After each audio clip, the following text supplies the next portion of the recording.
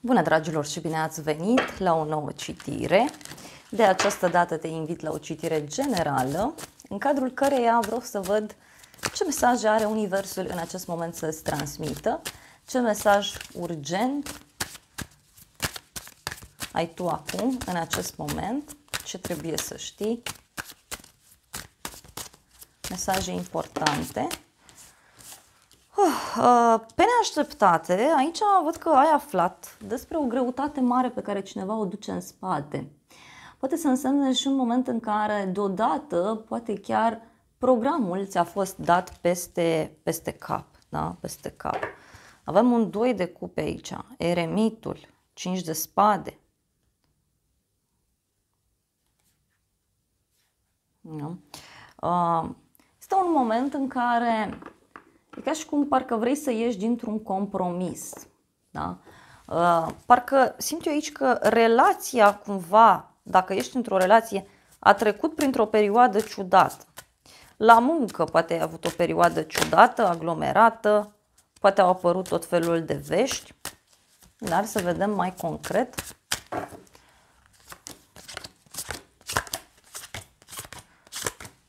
Bun. Tot doiul de cupe. Este clar aici că discutăm despre o relație care devine mai matură sau este vorba despre o relație în care poate s-a instalat monotonia, că așa se mai întâmplă în relațiile vechi. O relație profundă cu o persoană. Sau poate aici să însemne și un moment în care cineva a aflat niște secrete. Hai să vedem care e problema aici cu acest cavaler de spade, cu 10 de bâte. E ca și cum cineva a izbucnit, da? Sau cineva izbucnește într-un moment în care simte efectiv că nu mai poate. De ce? Cavalerul de cupe. Ei, aici problema pentru voi, să știți că e de dragoste pentru unii. Sau are legătură cu cineva care trebuie să-ți vină în vizită. Poate are legătură cu o veste pe care ai primit-o de la o persoană foarte dragă sufletului tău. Poate să fie, atenție, pentru unii o persoană mai tânără, până în jurul vârstei de 35 de ani, cam așa. Este o persoană care vine cu o ofertă aici. Poate ai primit o veste de la o rudă, de la o persoană dragă ție și vestea asta te-a surprins. Da? Sau poate să fie ceva legat de o persoană foarte, foarte dragă ție. Da? O apăsare care e în dragoste. Hai să vedem puțin despre ce este vorba. Da? Aici, uite, problema e că cineva nu face o cerere în căsătorie sau problema e că e ca și cum încă nu ți-ai găsit dragostea sau încă, nu știu, cineva nu vrea să oficializeze o relație, că unii puteți să fiți, da, într-o situație dificilă.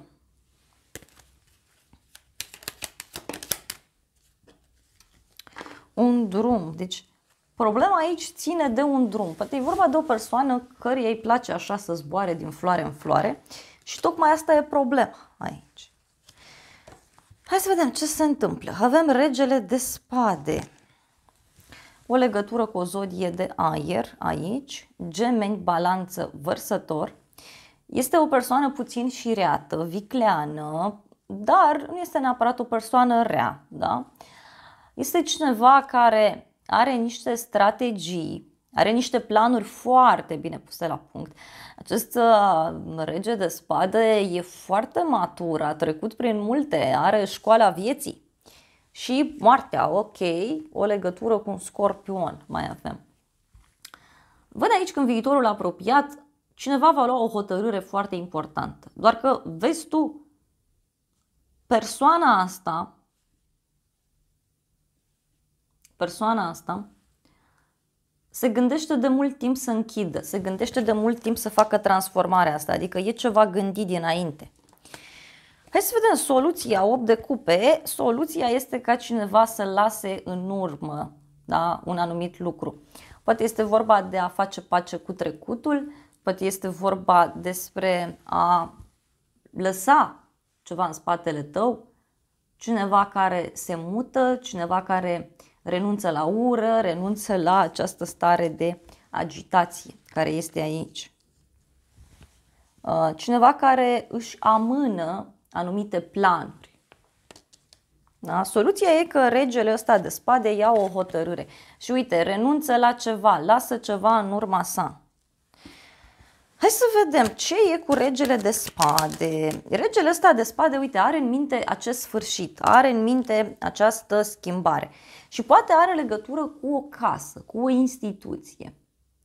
Are legătură cu dorința sa de a avea ceva stabil. Da? Ca și cum cineva zice, gata, nu vreau să ne mai întâlnim așa, vreau să fie ceva altfel între noi.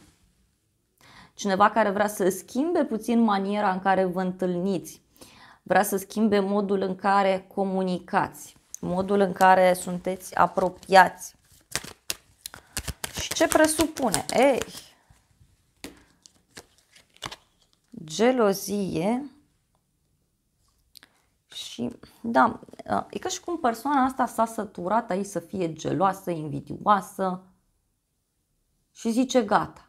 Hai să fac ceva ca să împotolesc gelozia. Să știi că regele de spade, da, e mai invidios, nu neapărat gelos, da? Ăla e regele de bâte. El e cu gelozia. Hai să vedem ce se lasă în urmă, totuși, că e ceva. O boală, o problemă, deci o problemă mare, uite, legată de o casă. O problemă mare legată de familie. O problemă care a durat de mult timp. Și uite, persoana asta se hotărăște să comunice cu tine. Deci este vorba despre o persoană matură, asumată. Sau putem să discutăm și despre cineva care este mai matur în gândire. Sau chiar dacă este o persoană tânără, este cineva care pare mult mai matur, da? Pare mai mare de ani sau are niște ocupații din acestea care sunt mai mature, da? Față de vârsta sa. Deci persoana asta se gândește să comunice. Și uite, vrea să-ți facă o surpriză.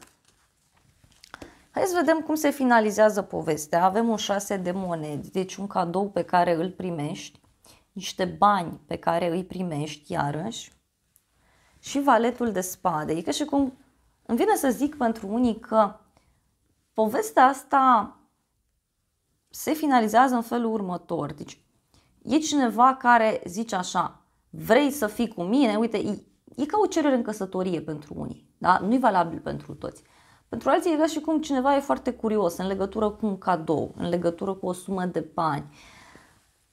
Cineva vrea să știe mai multe aici, da? E o persoană care spionează, da? Cineva, știți cum sunt acei oameni care vor să știe tot despre toată lumea și dacă îi întreb de cineva, numai dosar din ăla n-au, da? În rest știu ce prieteni are, unde se duce, ce face.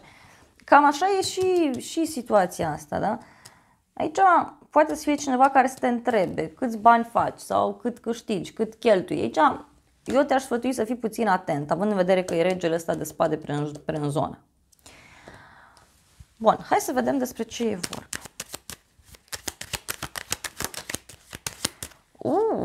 Da, e ca și cum cineva îți dă un cadou din dragoste, din suflet. E cineva care își dorește să se apropie de tine.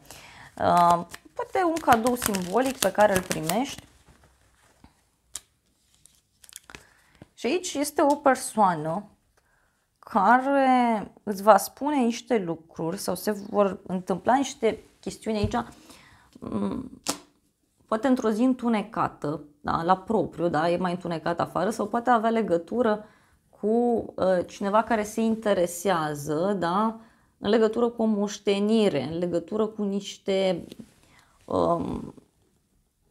lucruri, uite, care pot ține și de o firmă. Deci e cineva care e foarte curios.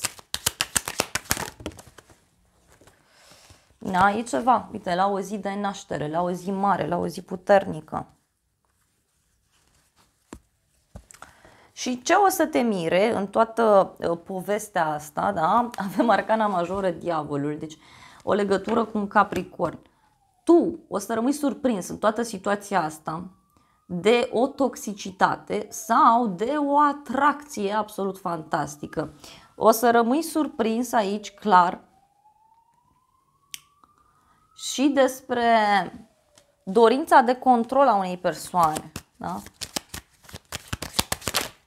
Ia să vedem despre ce e vorba. știi, cineva de la muncă sau cineva din apropierea ta care ar vrea să te cunoască mai bine. Deci, o pierdere și un hoț. E ca și cum o să rămâi surprins, da, de niște lucruri pe care o să le afli în legătură cu o persoană care vrea să fure, în legătură cu o persoană care fie vrea să te țină acolo fără dar și poate, cumva nu-l interesează, apelează la tot felul de tehnici, sau pentru alții o să rămâneți surprinși de manipularea pe care cineva a făcut-o în dragoste.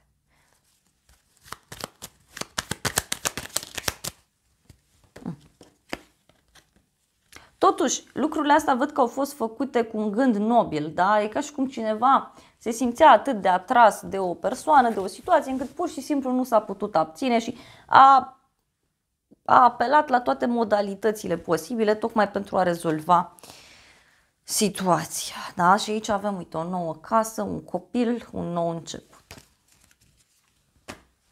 Hai să vedem și acest oracol ce zice. Deci omul ăsta începe să vorbească. Avem divinul feminin și cineva care reia legătura cu un părinte, da? Sau încep să ai grijă de tine. Poate are legătură cu un copil sau poate are legătură cu cineva care își dorește foarte mult să fie părinte. Da? Cineva care zice că scopul vieții noastre, scopul relației, scopul situației e să fim unul lângă celălalt. Nu știu. Hai să vedem. Avem și o energie ciudată, da, feminină. Aici pentru tine, simt aici că e cineva care se bagă în toată povestea asta. Da? Văd clar o conexiune specială pentru tine. Deci ai persoane care îți sunt alături. Și ce este interesant, că uite, până la urmă văd că cineva va ierta, da? Poate tu vei ierta sau poate cineva din jurul tău te va ierta sau va ierta ceva anume.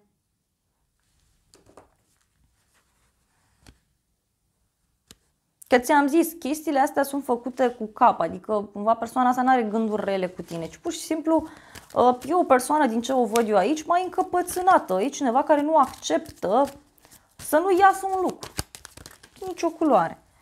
Tarotul meu zice așa, despre o companie plăcută și o bucurie mare aici. Deci te întâlnești cu o persoană, dragăție, poate este un prieten, poate este cineva din familie. E o persoană apropiată aici de inima ta, da? Uite, și e cu dragoste sinceră. Poate te împaci cu cineva, pentru că e clar aici că o persoană va renunța și își va schimba total strategia. Uite, din nou, dragoste sinceră. Deci aici tu o să rămâi surprins de atracția pe care cineva o are față de tine, de dragostea care este, bineînțeles, între tine și cineva. Dragii mei, acestea au fost previziunile de această dată. Eu îți mulțumesc pentru prezență, îți mulțumesc pentru like-uri, pentru comentarii, pentru toate mesajele frumoase. Sper din suflet să-ți fie de folos aceste informații și îți reamintesc și de aplicația Cristina Zurba, disponibilă atât pe iPhone cât și pe Android. Te invit cu mare drag acolo, oricând ai tu nevoie de o ghidare, este absolut gratuit, iar cei care doriți puteți să intrați și pe site-ul oficial cristinazurba.com. Te îmbrățișez cu drag, îți doresc să ai parte de o zi sau de o seară cât mai frumoasă și să ne revedem cu bine și data viitoare.